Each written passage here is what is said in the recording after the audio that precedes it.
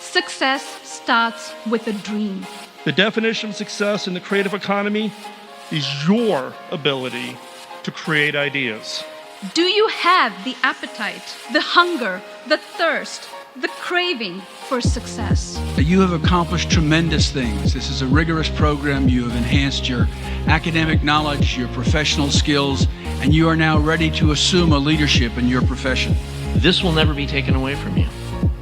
It is something that is yours. It is your success that you have achieved. You are prepared to be the innovation leaders we need. So go lead. Go out and do it.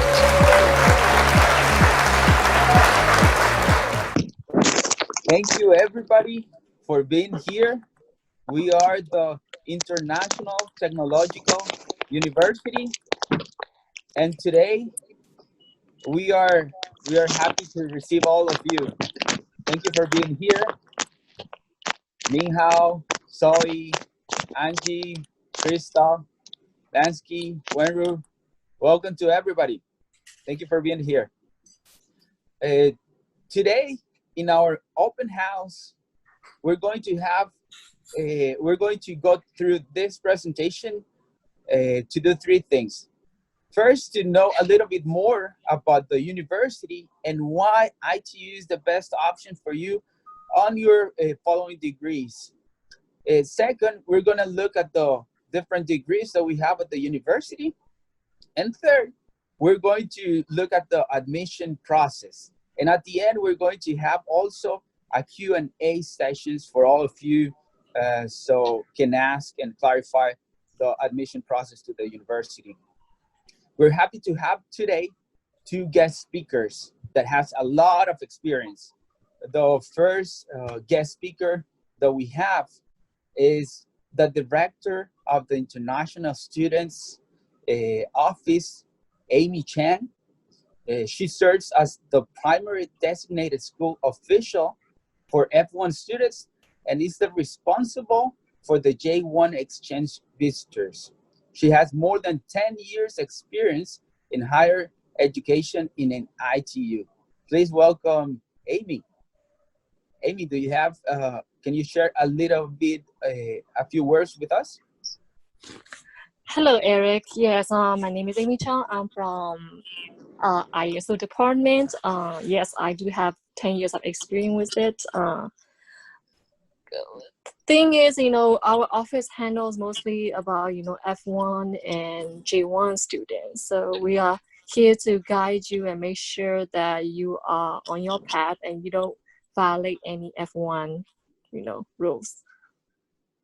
That's pretty much it. And then we process, I-20s, help you guide, CPT and OPT till you graduate out of ITU. Thank you so much for being with us, Amy. Thanks a lot. You. And we also have as guest speaker, Jake Wachtel. Jake has media and entertainment industry experience and in both sides, the creative and the production side of the content. Also, he's an award-winning international journalist. He won the Foreign News Desk Award and recognition from the National Academy of Television Arts and Science. Jake has also worked as a producer, writer, and director of a big range of projects in media companies like NBCU Universal, DreamWorks TV, and TBS. All the experience that Jake has as a Hollywood executive and as a thought leader in Silicon Valley positions Jake as the nexus between entertainment and technology.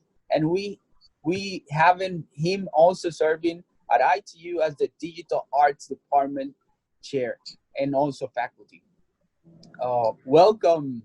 And he's going to be helping us with the presentation. Welcome, Jake. Hi, thank you for having me, Eric, and thank you everybody for joining.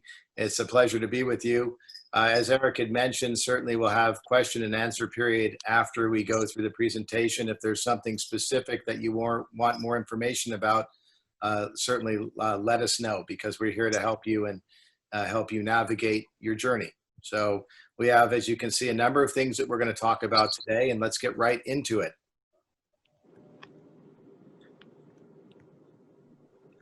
So this is a very meaningful quote. Live as you were to die tomorrow, learn as if you were to live forever. And so what we are all about at ITU is about learning and improving your life and making a better life for yourself. So next slide, please. So our wonderful university was founded by Dr. Shupak Chan, who was a very distinguished faculty member at Santa Clara University and also an industry person. So he was both faculty and industry. And he had a brilliant idea of, what about if we were able to take higher education to a different level and bring in industry experts to teach? People who are, of course, qualified to teach in an academic institution, but even better than qualified to teach, people who are actually practicing industry, so that you can learn from industry professionals. And that was his vision, and that's the vision that we carry today. So we thank him for his launching of this university, and we want to carry on his legacy. This is just one of our happy students. As I talked about the mission really is trying to figure out, there are many companies that need people to fill roles at the companies, and they want people who are properly educated, not only in terms of the knowledge, but able to understand industry know-how. So when Eric was talking about my background, I am an industry professional, and I've worked domestically and internationally in a variety of different capacities. So when I teach my classes, I bring that into the classroom, and then I can access guest speakers who are high-level industry executives to help bring in additional information. All the departments have the ability to do this, and that's what we do at ITU. So we have people who are trained to educate, but we have people who are actually practicing professionals.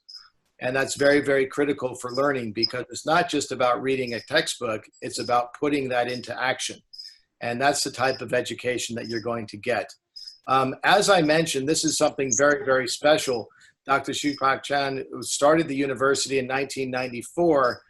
And not only are we carrying on his legacy of the quality of education and industry training and knowledge, but his son, Yao Jin Chan, is now the president and has been the president of ITU for several years of that type of experience. So we have the father to the son, and it's a beautiful legacy that is being continued by the current president of ITU. And so what our plan is to grow, get even stronger in terms of bringing in the real industry world to you and making sure that you're able to succeed. But this is a beautiful piece of history. Many universities don't have the founder and the family continuing the legacy. We're very lucky in the sense that we have that ability. WASC is, it's an accredited WASC institution. We have several decorations in terms of accomplishments and certifications and programmatic certifications, including the ACBSP for our MBA program. And we are also getting certifications in other departments as well. So we have many accreditations. So let's talk a little bit about the programs.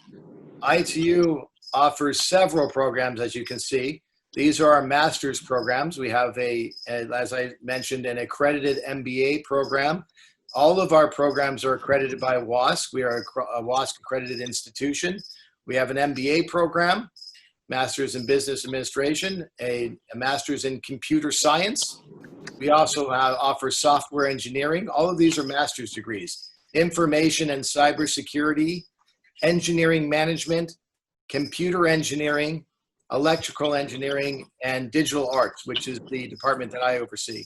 The one thing that's very critical to think about when you look at all of these master's programs is all of these programs are things that industry needs.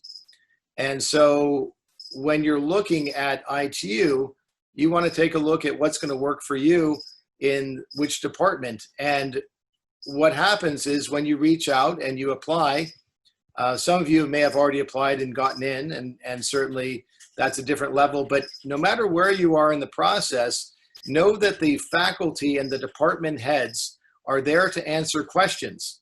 We want to make sure that you're able to get put in the right placement of where you want to go. If somebody comes to me, for example, and they're asking me about digital arts, and in conversation it sounds like maybe there's a better degree program for them, I will advise them to that degree program. And if it makes sense for them to be in the digital arts degree program, then that's perfect. We want you to be in the program that makes the most sense for your future, okay? We can talk about additional programs here. We also offer PhD programs. We have a doctorate in business administration, a PhD in electrical engineering, and also a PhD in interdisciplinary sciences, which is many fields of interest together. Okay, so let's talk a little bit about what you have to do when you get the degree. We have it's not 9 core classes, it's actually 3 core classes that make up 9 credit units. So what you'll do is you would take 3 core, depending on which program you enter into, all of them will be the same in the sense that the class offerings will be different, but the requirement will be the same, which is that you'll need to take 3 core courses. And generally, these are the critical courses to take in that program to be able to set you up for success for that program. And then what you'll do from there is you'll continue on and you'll take elective courses that are able to round out your learning so that you're able to focus on things that you specifically want. One of the things that we did at ITU is because there is so much cross or interdisciplinary work in Silicon Valley and the global. I also have a lot of Hollywood experience, and I'm talking to you right now from Santa Monica, California. So hello from Southern California for any of you who are up in Northern California. And those of you from LA, hello.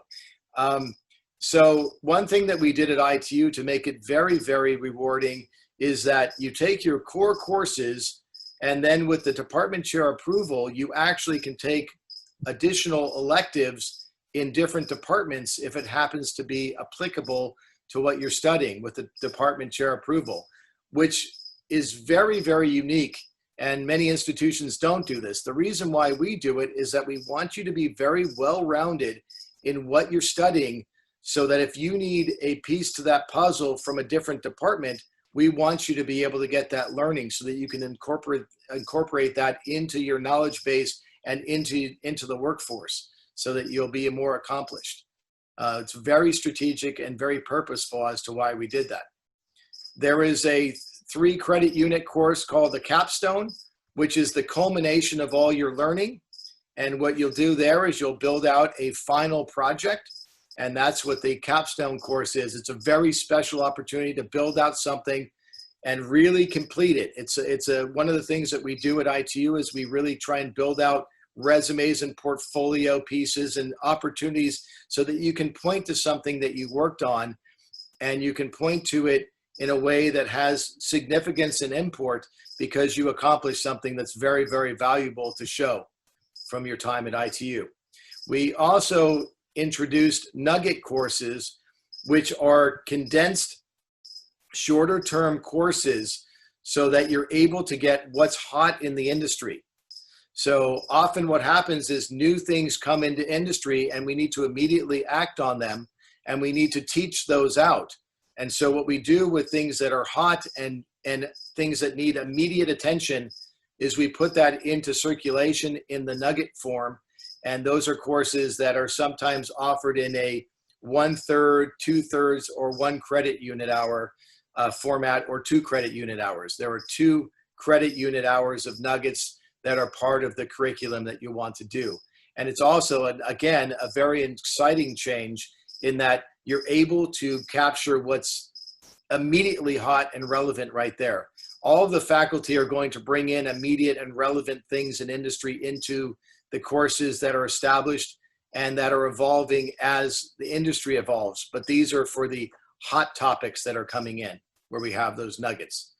ITU Presents is a format where we have distinguished guest speakers who come in and you're able to listen to people from industry at very high levels. give a lecture on what they are experiencing in industry and give you some additional insights. Some people have actually compared it to a TED Talk, very highly refined TED Talk, where you're talking about people who really come in with exceptional knowledge and are able to give that to you.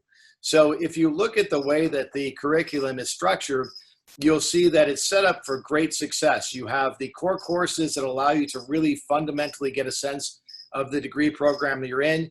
You're going to take electives within your degree, and depending on what you're interested in, you'll be able to grab things from the outside and bring them in as well. So it's really properly structured so that you'll get adequate learning beyond just standard. You're going to get something much, much more. And you can probably tell that I'm very passionate because I am a faculty member and a department chair. So I care greatly about this, and I know my colleagues across all departments feel the exact same way I do. Here are some technical things that you want to make sure that you're aware of. The deadline for the fall due date is August 1st. So in that sense, the fall trimester is really, in a way, is already in front of us. And so for those of you who are here just to say hello and to learn about what you're going to see in the fall, I welcome you and congratulate you on your admissions. For those of you who are thinking about joining, one, I would encourage you to join because I think it would be a very, very wise choice. The other thing is there are certain things and certain considerations you want to think about. We do have a minimum GPA requirement, and those are things that you want to think about. We have English proficiency levels that you need to achieve and other documentation that you'll have to apply with, like your statement of purpose, your resume, your letters of recommendation, right? So those are all things that you need to consider. Now, one thing that has come up in past open houses and orientations is a question about, what if I don't have the minimum GPA, or what if something in my background prevented me from doing something? It's very important to be very honest about when you're applying, you want to be very, very honest. If you have a minimum GPA, if you have a GPA that maybe is below the minimum that we have, you want to let people know the work experience that you have, or maybe some other consideration that we might want to look at. I know that certainly I've met with admissions, and admissions has asked me my feeling about certain candidates. And what I'll do is I will look at the portfolio, I will look at the resume, I will look at letters of recommendation, and I will do my further due diligence to make sure that two things. One, that the person really will benefit from the program. Two, that the person can achieve success in the program. Those are really the most important things, that you're going to benefit from the program and that you're going to achieve success in the program. So that's really what we're looking at. Never be shy about reaching out to a department chair to ask further question. I'm going to put my email address in the chat box so that if you want to reach out here, here we go. I'm just going to put my email in there if you have any specific questions. Okay, so feel free to reach out there. We can go on to the next slide.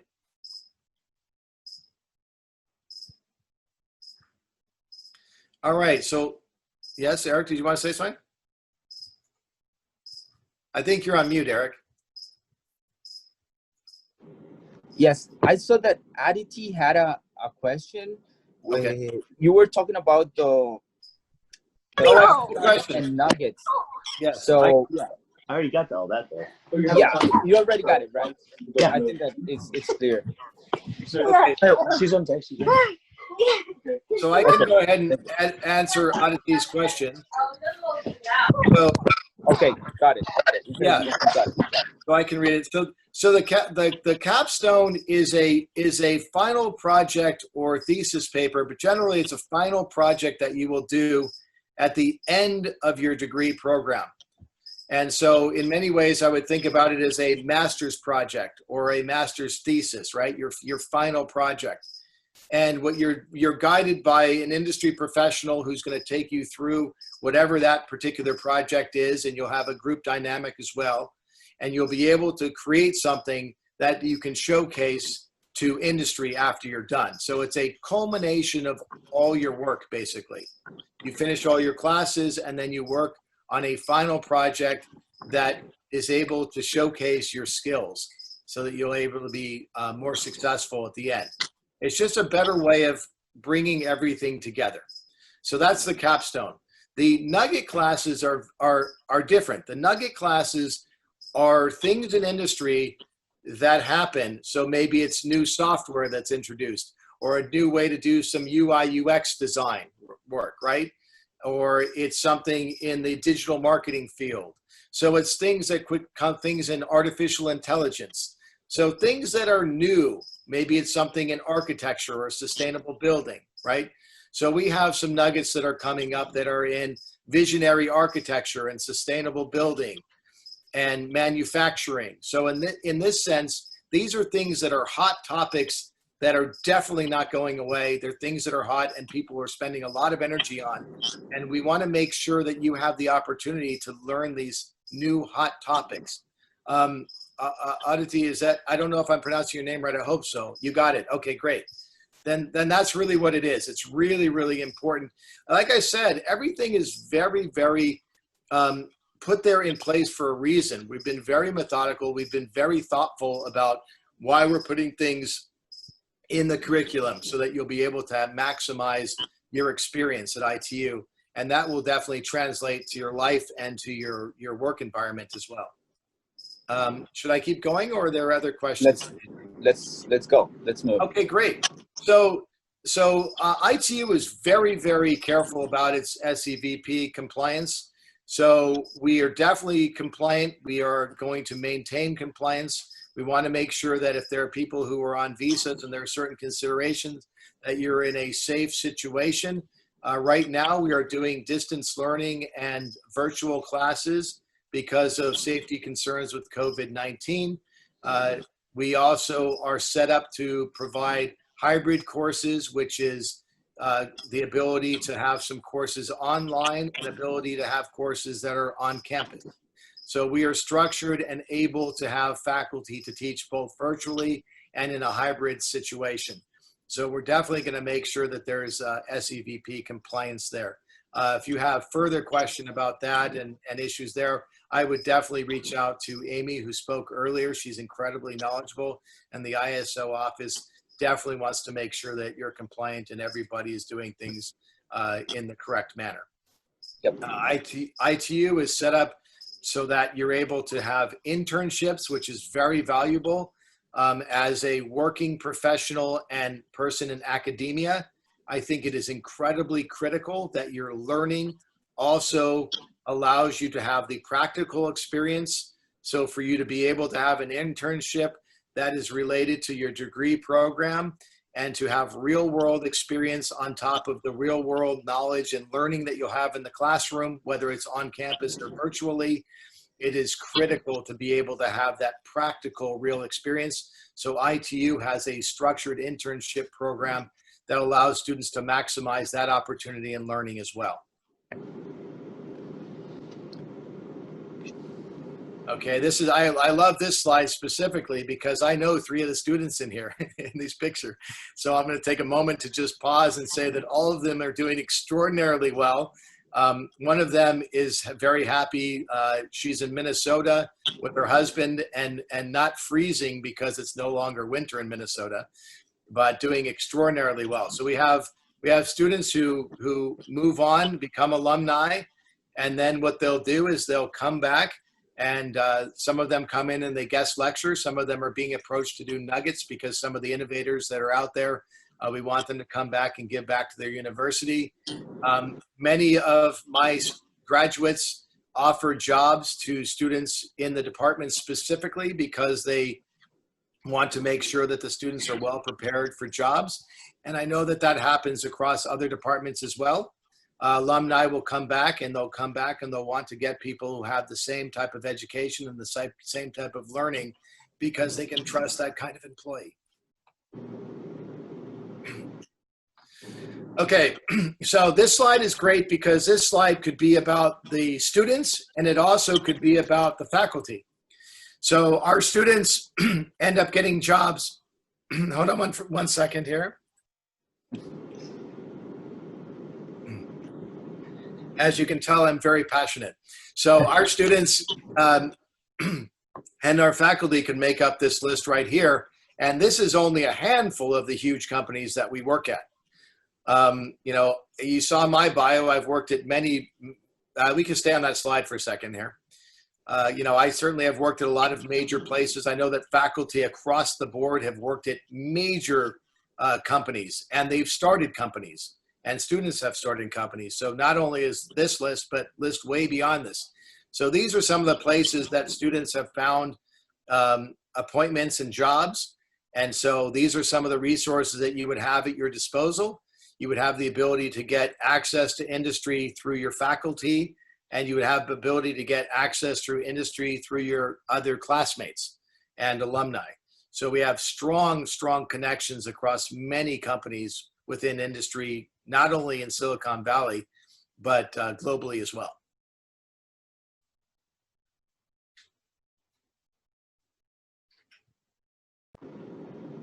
So what I would highly recommend is that you join us.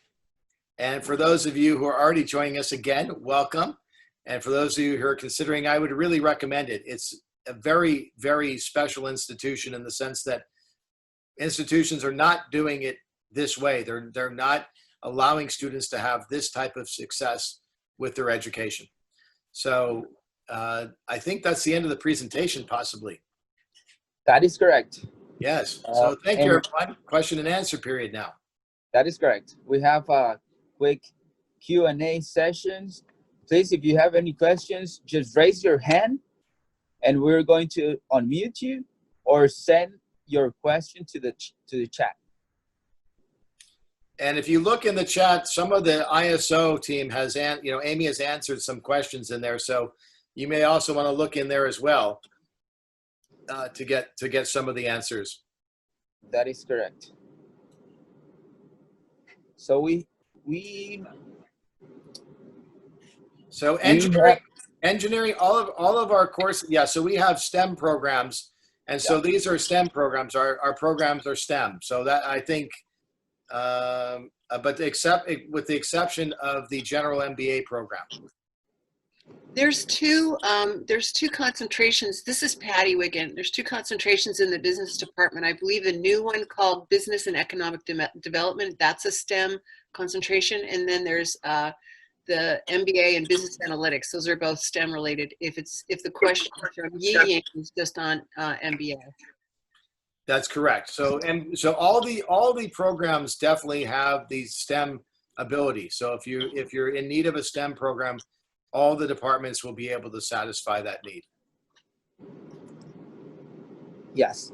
And just the only note from ISO just is about the general MBA, but everything else, for sure, every single program, including the MBA program, has the ability to allow you to stay in STEM. Yep. Are there any questions? Yes, we have one from Puha. Could you please unmute Puha so she can ask the question? She typed it, but maybe she wants to share with us. One of my favorite students was named Pooja, and she took her midterm assignment and she got a job at SAP.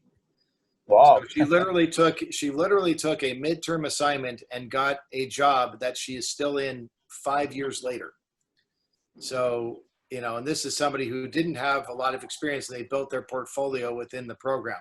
This is very typical for a number of students who are coming in, trying out new programs. They will build industry relevant projects and be able to get jobs. Let me see what your question is.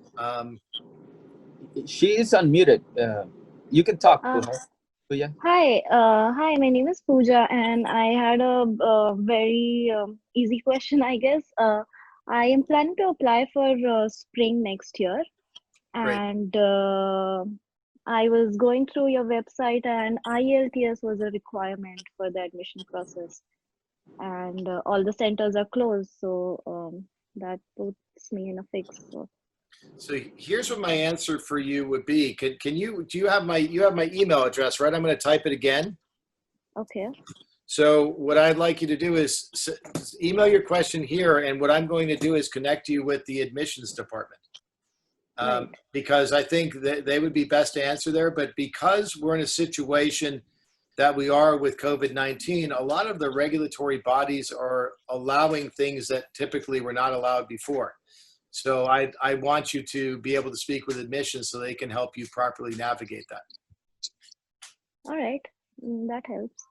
We have Lansky also that wants to ask a question. Yeah, Go Pusha, ahead. Hi. did that answer your question all right? Yes, I guess. I'll Okay. get connected with them. Yeah, I'll definitely connect you. I think you're going to be okay, because I think because everybody's in the same situation, there are things that are being adjusted to be able to accommodate situations that are unique because of the time that we're in right now. Yeah. Thank you so much. You're welcome. Hello, my name is Lansky. I have a question regarding the full-time CPT thing. So if I apply for the full-time CPT internship, would that be a 3-credit course? And will I get an advisor to kind of instruct me on that? Yes, if you're in the so there are full-time and part-time internships. Mm-hmm. And so you would be able to take a 3-credit in your internship as your internship is a course. So Got it. It's very important for you to think about. There are assignments, Mm-hmm. right? Like, what are you doing, and what are kind of the updates? You have your advisor will probably send in a check-in and to see how you're doing, right? So again, it's connected to your learning. So Got it. Thank you so much. and if you have a specific question that's further on that, please email me and I'll put you in touch with the person in charge of internships. Got it. Thank you so much. Yeah, the most important thing that we want you to do is we want you to be able to navigate correctly. But yeah, internships are a very important part of learning. And so, we encourage them done properly and want to make sure that you're able to get as many opportunities as you can get. Okay. And I have one more question.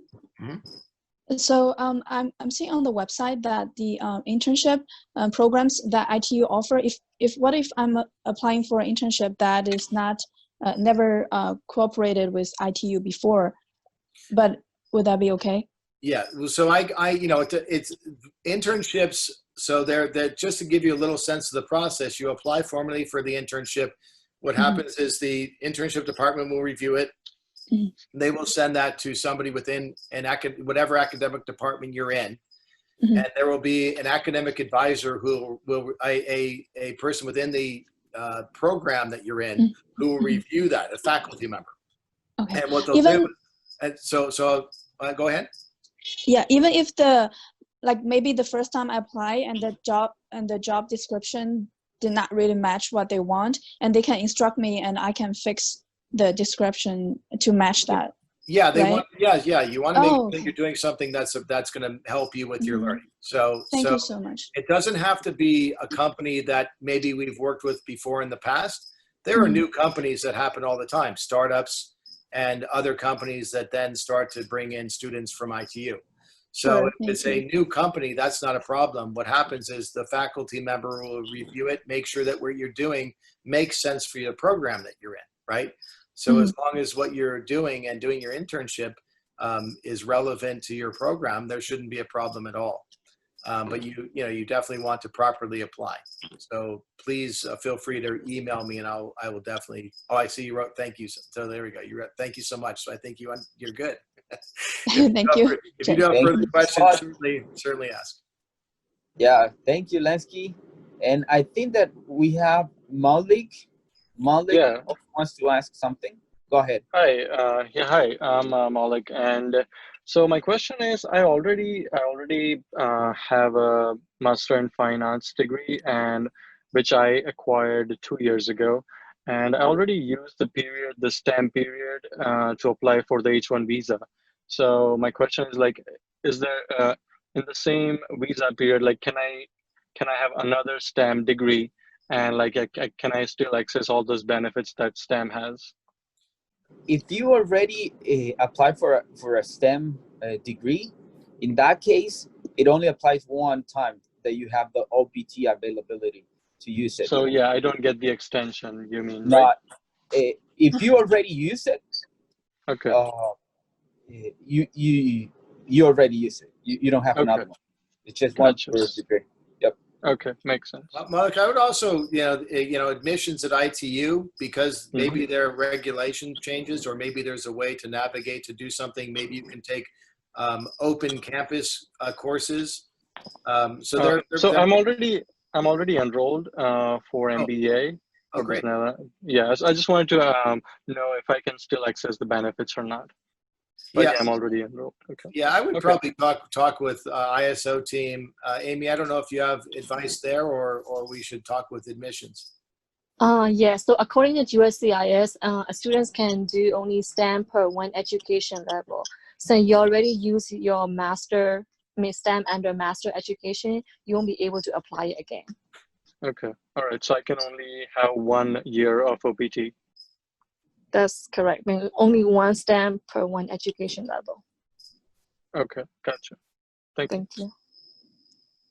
Hello, Jack. This is Sila Wen, and I got a question regarding the CPT application. So thanks for your explanation about the previous questions about a CPT application, but I just want to double check, like in generally speaking, how long does the process usually requires? I think it really obviously depends on how quickly you get it in, right? So I know that in the past, I've had students reach out to me and say, hey, could I get the status? And so I've been able to check in and see how things are going. If it seems like it's a situation where are you a student who's already admitted? Yes, but well, the following fall semester is going to be my first trimester. Congratulations. Thank you. Congratulations. Welcome. Yes. So according to that, like I understand that international student only can apply for internship for one provider, but I just want to make sure, like, what if like some other people or business come to me, like for example they want to do a very simple small project, is that available for me to accept that opportunity? We have I think this question we should escalate to the internship group. So I would email me and I'll connect you with the internship group, because I know that we have made a situation where you are able to, in a shortened session, take internships so that maybe they're not as long as the entire trimester. And because some opportunities are shorter than others, right, and some of the opportunities change, and sometimes students are offered from one provider and then they have an opportunity to do something bigger and better.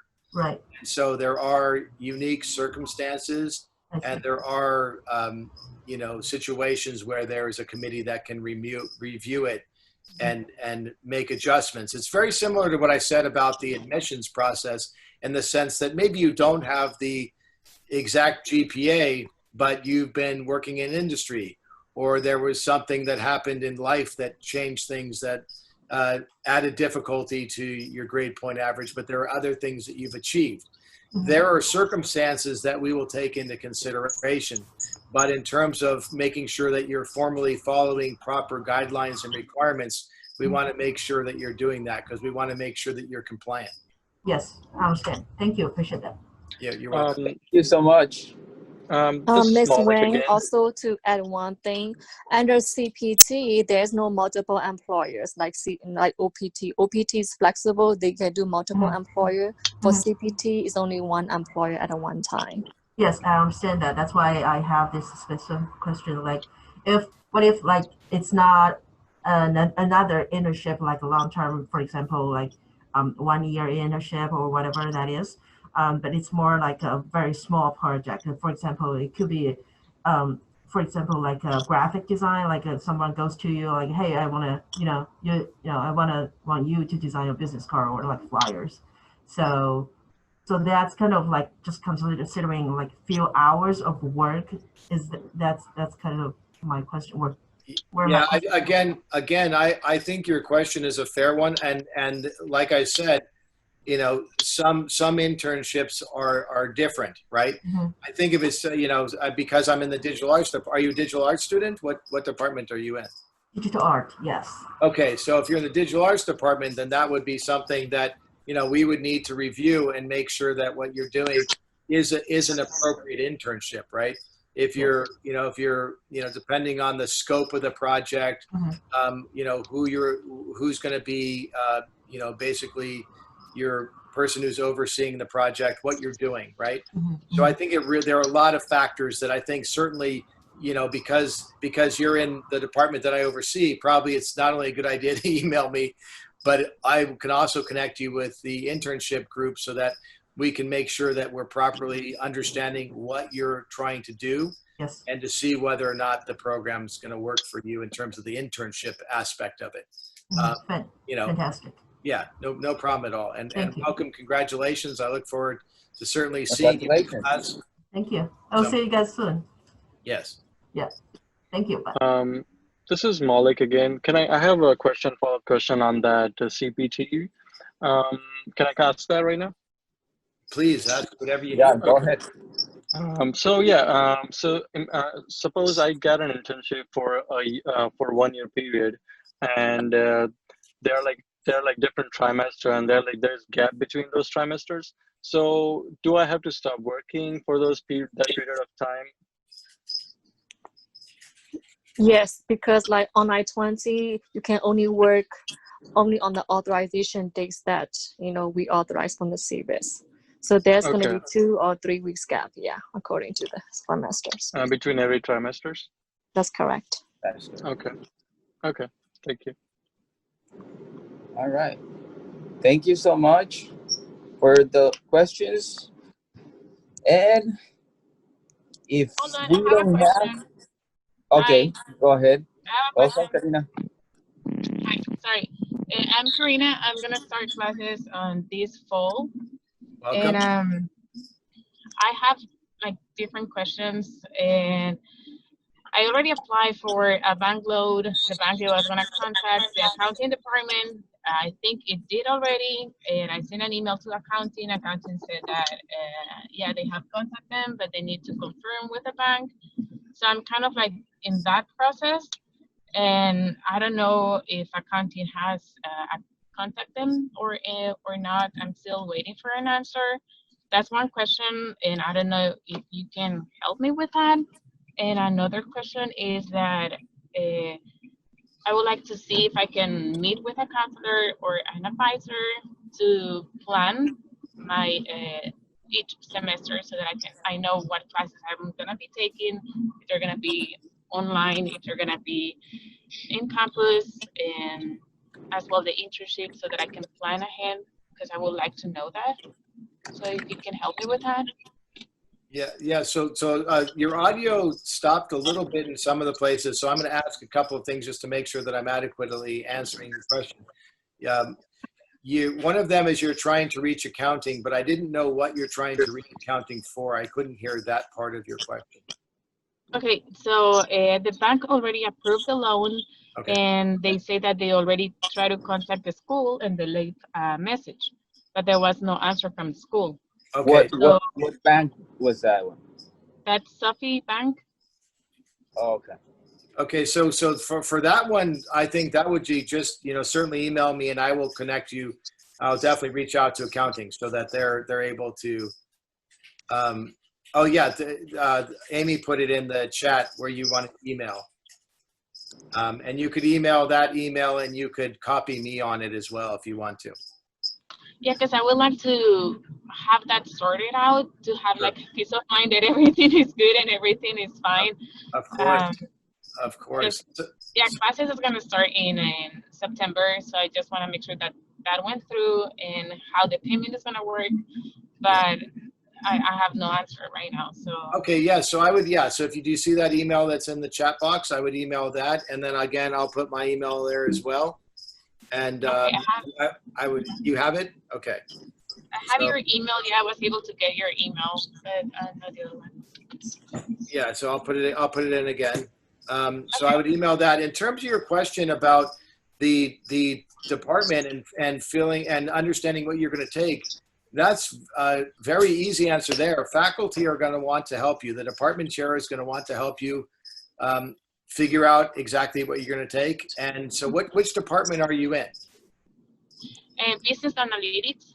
Okay, so all right, so what we'll do is we'll connect you if you want to send maybe one email to accounting and copy me on that if you want to, or you can just directly contact them.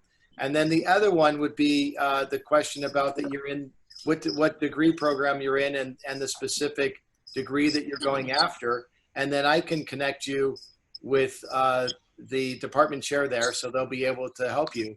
Plus we have academic advising. And so there is a group that advises students as well. But what I can do is I can connect you so that you'll be able to really build out your career at ITU. I will really appreciate that, because kind of like I feel like I'm a little bit lost and I don't know where to go. So but you're going to be found. Yeah. So you're fine. You're going to be found. We'll definitely get you to the right people. Yeah, because it's only like a month left, so I just want to have like everything sorted out, peace of mind, and that everything is fine. There's nothing better than a student who comes in and just says, hey, I'm really excited about this. What do you recommend? Because it's a very creative and collaborative process where you build something out that's going to work for you. So it's a lot of fun to do. So definitely happy to get you in touch with the right people. Okay, please. I'm going to send you an email then with the questions, and so that you can guide me where I can go. Wonderful. Okay, perfect. Thank you so much. All right. I think that we are all set with the questions right now. Excuse me, this is Silo. Sorry, I forgot to check one thing. Are we 100% sure that it's okay for international students to take all online class in the following fall trimesters? In that regards, Silo, we are a university that our courses and our programs are in person. Right now, we're not online, but we are going to be virtual. What that means is that the in-person classes that we have, they are going to be transmitted due to the COVID-19 situation right now. We're allowed to do it virtually. So it's not online, it's in person, but it's virtual. So I can give you a direct example as a faculty member. You know, I had a class that I taught this past weekend, and that class was supposed to be in person. But what we did is we met at the exact time that we were supposed to meet in person, but we did it virtually. So in that regard, we are in compliance because we're actually giving the class at the time we're supposed to be giving it. It's not an online class. It's being done online because of safety measures that are happening throughout the world. I see. So we're definitely positioned to teach in a way that will keep you compliant. Thank you. I appreciate that. Thank you. No, thank you for the question. It's just been really wonderful talking with all of you. Anybody else have any more questions?